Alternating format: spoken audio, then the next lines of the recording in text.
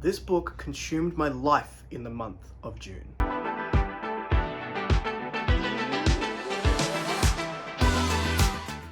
Hello everyone, welcome back to A Fictional Escapist. My name is Kris, and today's video is the June reading wrap-up for 2023. Now, I had a pretty good reading month in terms of enjoyment levels, but it wasn't my best month in terms of amount of books read. I read a total of 7, which you might be thinking, hey, that's pretty good because you've only really read 6 books a month for the first 4 months of the year, and you've done 7.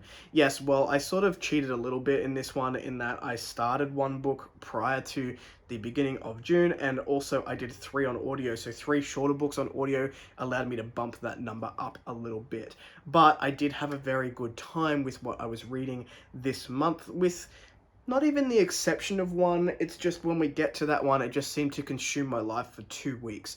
So I basically read, let's say, 6 of these books or 5 of these books in the first 2 weeks of the month.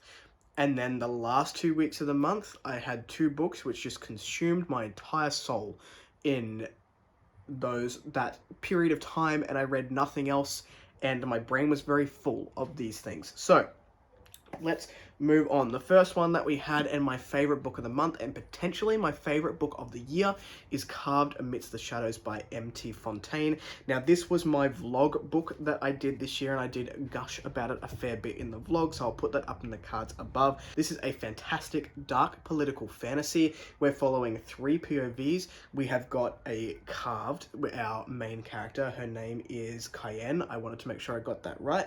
So everyone is born with a mark, and if you're not born with a mark, you are a flawed, and if you are a flawed, your entire family line needs to be destroyed because it is no longer viable, no longer fits in part of the order that sort of runs the show in this capacity. So she becomes a carved, which means that mark is stripped from her body, and she is allowed to do things that marked people and flawed people are not allowed to do. We also have the marked, so most people are marked, they have affiliations with certain things, and then we have the flawed, who are born without marks at all, as I mentioned. It's very dark going into this one. We have 3 POVs, we have an enemies to lovers trope, which got me so good, and I'm normally not one for any sort of romance, I guess, in my books. I don't mind it so much as a subgenre, but normally I won't go if it's a main plot, and don't worry, it is definitely a subgenre in here. It's not in your face at all. It's a slow burn enemies to lovers trope, and this is the only book that has ever got me to be like, wait, do I actually like this trope now? So if that's not enough to intrigue you, I don't know what will. But check out that vlog if you want to see more thoughts. I will have a full review for this one later on this month as well. The next one I picked up was Bones to the Wind. That was by Tatiana Obe, and it is the first book in the Forging of Age duology. This is such a thematically important book for younger audiences. This is very queer normative. This is very Hunger Games-esque. I would say that Bones to the Wind is probably as thematically important to this next generation as Hunger Games was to mine. Now, I sort of came into Hunger Games at the older end of when that book was around. I think it was more around my sister's era, but the conversations around classism and the, I guess, generational trauma of what is passed down to children that they then need to carry into the future and think about and deal with, and those consequences were so important here. And not only that, we have this author who has just captured adolescence so beautifully and authentically, to the point where one of the characters just shit me to tears because she was so very, very adolescent and had these ideals, but we also got to understand why she had grown up to think those things. Bones to the Wind is one of probably the most vibrant world that I've read this year. It's very action heavy. There's a lot of conversations to be had throughout the book, and I had a great time with it. I think even though this is not a book I would generally gravitate towards, it's probably one of the most important reads that I have had this year in terms of fiction having that wonderful ability to teach us something that we weren't expecting with it when we pick up any book. So I will be finishing off this duology in the month of July because I need to know what happens next and what other lessons can be gained from this series. The next one I read was an arc by Mr. Mark Holloway. I was very fortunate to be given early access to Chaos Risen. This is book 3 of the Aspect, and this will close out the first arc of this particular world. I believe Mark has plans to continue on the Aspect as a whole, but this does complete the first, I guess, trilogy in the world, or the first arc, and he's now going to go do something else before coming back to the Aspect. This book was so fast-paced. Mark has this way of gripping you with simple prose and just makes you need to consume the book. Being book 3, it goes into spoilers very, very quickly, and I can't sort of give you anything, but we are still following Kellum and Eva as we go through this next tale. I will say that what's happened in book 3 here, and Mark sort of explained it himself, is that book 1 is extremely character focused. So if you're a character-driven reader, we had a school setting, it's a lot lighter than books 2 and 3. We move on to book 2, which is very plot-focused. So the plot thickens, we get a lot of darker imagery, a lot of darker backstory to Kellum and what happened in the school, the aftermath of the events of book 1. And then book 3 beautifully ties those elements together, where we do have a plot that is continuing. We've got some abstract elements, some horror elements, which were done really well. I loved the horror elements in book 3, but we also do go back to the strengths of book 1, in which we are very character focused as well.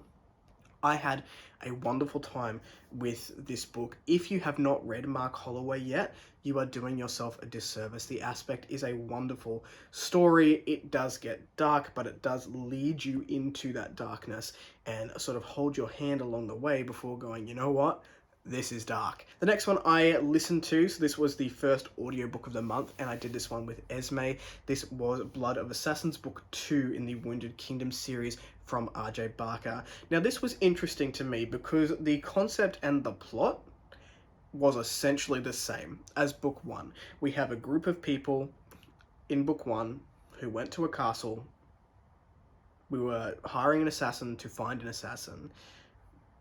Plot closed off.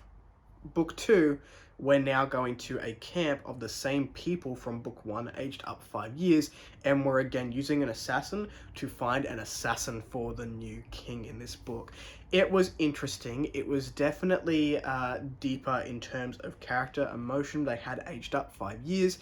It had a little bit more oomph in terms of the military aspects in the book, but I don't know that I enjoyed it as much as I liked Blood of Assassins in book 1. I'm interested to see where book 3 goes, because in book 1 they say that this person did come to this castle or this area multiple times in their lives. So I'm assuming now that book 2 has also been in that location, Castle Manidoc, or the camp where they were in, that book 3 is also going to take place in this particular location, maybe aged up again after another time jump. But we'll see. I had a good time with it. It was alright. I'm interested to see where book 3 goes. I don't know if I'm going to like this series as much as The Tide Child, because by book 2 of The Tide Child I was just enamored, whereas this one I'm like, it was good, it was enjoyable. I don't know if I'll read it again, like I did with the other series by this author. I then listened to a book that was a little bit out of my comfort zone, and that was Page Boy by Elliot Page. This is one that was not originally on the TBR, but a friend of mine has a Discord with an LGBTQIA+ book club, and this was the pick for the month. So I decided to jump on that. I normally do not read or consume stories that have anything to do with my own or could potentially be linked to my own story in any way. And the reason for that is my own hang-ups. It's things that I haven't dealt with or I don't want to unpack, potentially leading me to feel things because I don't really like feeling things. But that is my own hang-up there.